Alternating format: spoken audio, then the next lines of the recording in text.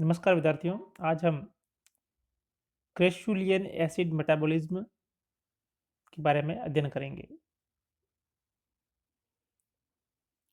क्रेसुलियन acid metabolism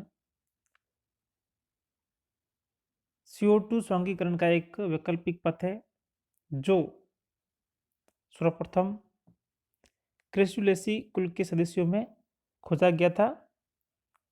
इसलिए इसे cam चक्र के नाम से जाना जाता है।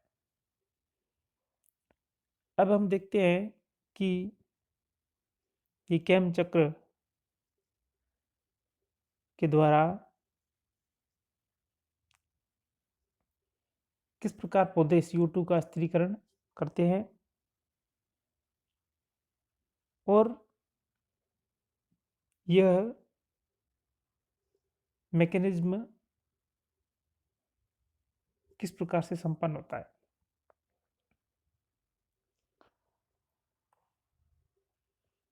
कैम चक्र की जब हम बात करते हैं तो यह चक्र सक्यूलेंट्स पादपों में पाया जाता है, यानी जो मांसल पादप होते हैं उनके अंतर्गत हमें ये CO2 स्वांगीकरण का एक वैकल्पिक पथ देखने को मिलता है। इन पादपों में मर्दूतक जो ऊतक होते हैं उनकी बहुलता होती है तथा ये मर्दूतक की कोशिकाएं म्यूसिलेज युक्त होती है। इसके अतिरिक्त इन मर्दूतक की कोशिकाओं में रिक्तिकाएं बड़े-बड़े आकार की उपस्थित होती है। इन मसल पादपों में वाष्पोत्सर्जन की समस्या से निपटने के लिए अर्थात अब हम ये कह सकते हैं कि वाष्पोत्सर्जन की समस्या पर काबू पाने के लिए इन पौधों में विशिष्ट प्रकार के अनुकूलन विकसित किए गए हैं, जिसके अंतर्गत रंध्र रात्रि में तो खुले रहते हैं जबकि दिन में बंद अथवा आंशिक रूप से खुले रहते हैं। क्योंकि हम सभी जानते हैं कि पत्तियों में गैसों का विनिमय रंध्रों के द्वारा होता है और इन गैसों के विनिमय के साथ साथ जल का जल वाष्प के रूप में वाष्पोत्सर्जन प्रक्रिया द्वारा हानि होती है।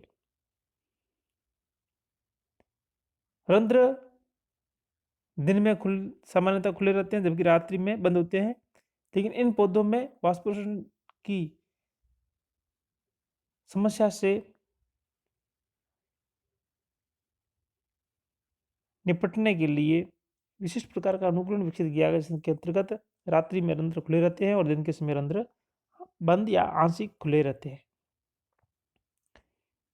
ये पादप रात्रि में प्रकाश संश्लेषण हेतु पर्याप्त मात्रा में CO2 को ऑर्गेनिक एसिड के रूप में स्टोर कर लेते हैं और दिन में इन संग्रहित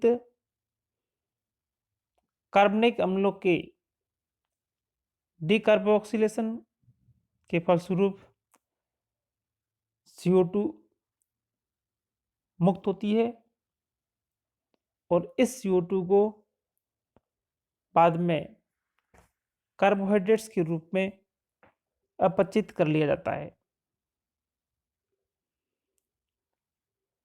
ये जो क्रेसुलियन एसिड मेटाबॉलिज्म पथ है, इसका सबसे पहले अध्ययन क्रेसुलेसी कुल के सदस्यों में किया गया था, इसलिए यह चक्र क्रेसुलेशियन एसिड मेटाबॉलिज्म कहलाता है।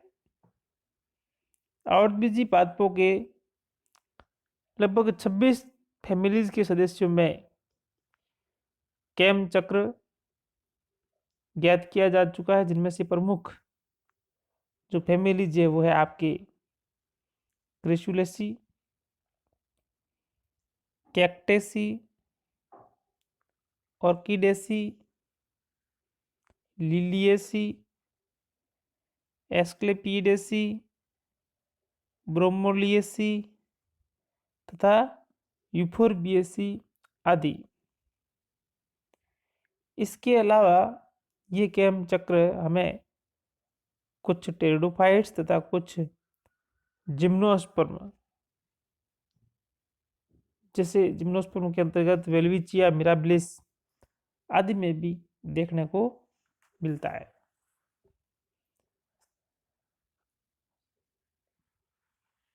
जैसा कि हम जानते हैं कि इन पादपों में जो रंध्र होते हैं वो रात्रि में खुले रहते हैं, अतः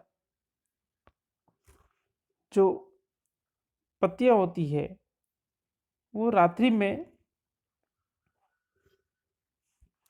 CO2 का अवशोषण करती है, और यह CO2 पर्ण की मध्यतक कोशिकाओं में उपस्थित फॉस्फोइनोल पाइरुवेट, जो कि CO2 ग्राही होता है,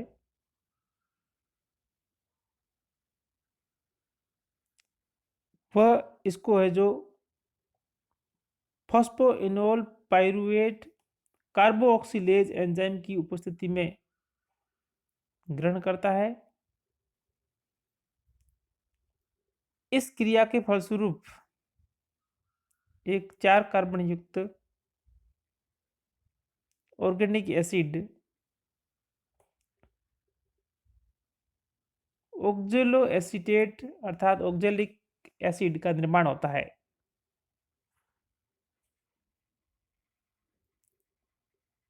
ऑक्जेलो एसीटेट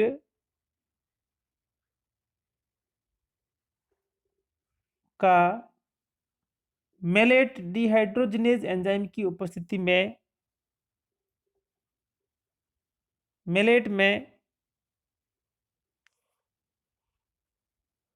अपचन हो जाता है, और यह मेलेट इन पर्णमध्यतक कोशिकाओं के अंतर्गत मौजूद रिक्तिका, जो कि इनमें सामान्यतः बड़े आकार की होती है, के अंतर्गत संग्रहित हो जाता है। तो इस प्रकार से हम देखते हैं कि जो रात्रि के समय रंध्र खुले रहते हैं वो तब CO2 है जो पाइरुवेट द्वारा ग्रहण करके अंत में मैलिक एसिड का निर्माण होता है, और यह मैलिक एसिड पर्णमध्यतक कोशिकाओं की वैक्यूल्स के अंतर स्टोरेज हो जाती है, जिसके फलस्वरूप वैक्यूल्स का जो pH है वो लो हो जाता है।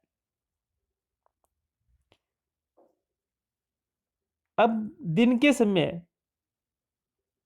मैलिक अम्ल, जो कि रात्रि के समय वैक्यूल्स के अंतर्गत स्टोरेज हो जाता है,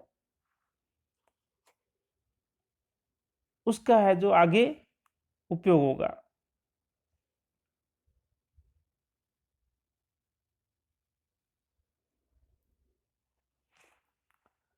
अब दिन के समय जो मैलिक एसिड है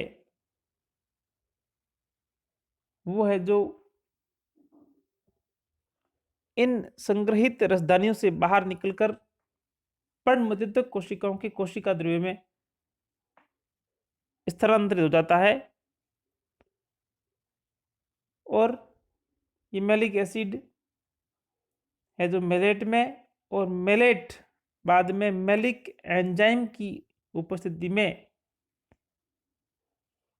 डीकार्बोक्सिलीकरण के द्वारा CO2 और पाइरुवेट का निर्माण करता है।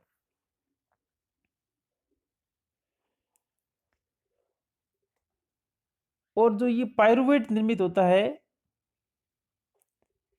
इस पाइरुवेट का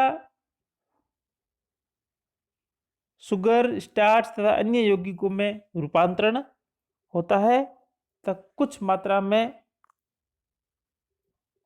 इसका उपयोग शोषण के अंतर्गत शोषणाधार के रूप में होता है।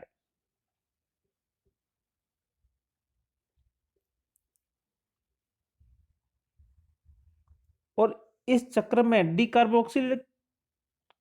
डीकार्बोक्सिलीकरण के द्वारा जो विमुक्त हुई है मेलेट से CO2, यह CO2 केल्विन साइकिल के अंतर्गत प्रवेश करती है, जहां पर राइबोलोज 1,5 बिस्फोस्फेट ट्रोबिस्को एंजाइम की उपस्थिति में इसको ग्रहण करने का कार्य करता है और इसका है जो अपचन होता है।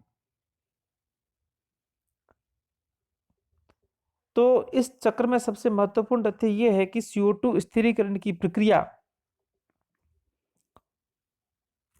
रात्रि में होती है तथा CO2 अपचन व शर्करा के निर्माण की प्रक्रिया है जो दिन में संपन्न होती है। तो ये दोनों क्रियाएं एक ही कोशिका में संपन्न होती है। तो पौधों में ये वाष्पोत्सर्जन को कम करने के लिए अनुकूलन के फलस्वरूप प्रकाश संश्लेषण क्रिया को दो भिन्न अवधियों में संपन्न किया जाता है एक ही कोशिका के अंतर्गत।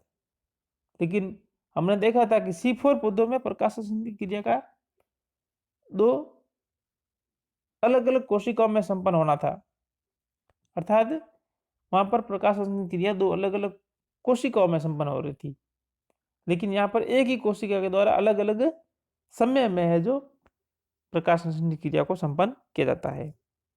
एक समय CO2 का स्थिरीकरण होता है तो दूसरे समय है जो CO2 का अपचयन होता है। CO2 के स्थिरीकरण और CO2 के अपचयन दोनों प्रकार की अभिक्रियाओं के लिए आवश्यक एंजाइम एक ही कोशिका में होते हैं, जबकि मैलिक एंजाइम जबकि मैलिक अम्ल का संग्रहण है जो स्टोरेज वो रिक्तिकों में होता है। इसके अतिरिक्त हम देखते हैं कि इसमें फॉस्फोइनोल पाइरुवेट कार्बोक्सिलेज एंजाइम जो कि CO2 के फिक्सेशन में सहयोग करता है, दिन के समय निष्क्रिय अवस्था में परिवर्तित हो जाता है और जो CO2 के प्रति बंधुता प्रदर्शित नहीं करता है। तो इस प्रकार से हम देखते हैं कि यह कैम चक्र जो CO2 का एक वैकल्पिक स्वांगीकरण पथ है जो हमें मांसल पादपों में देखने को मिलता है, यह पौधों के अंतर्गत एक पारिस्थितिकी अनुकूलन है जिसके द्वारा विशेषतः वाष्पोत्सर्जन की समस्या से निजात पाने के लिए एक महत्वपूर्ण पारिस्थितिकीय अनुकूलन है।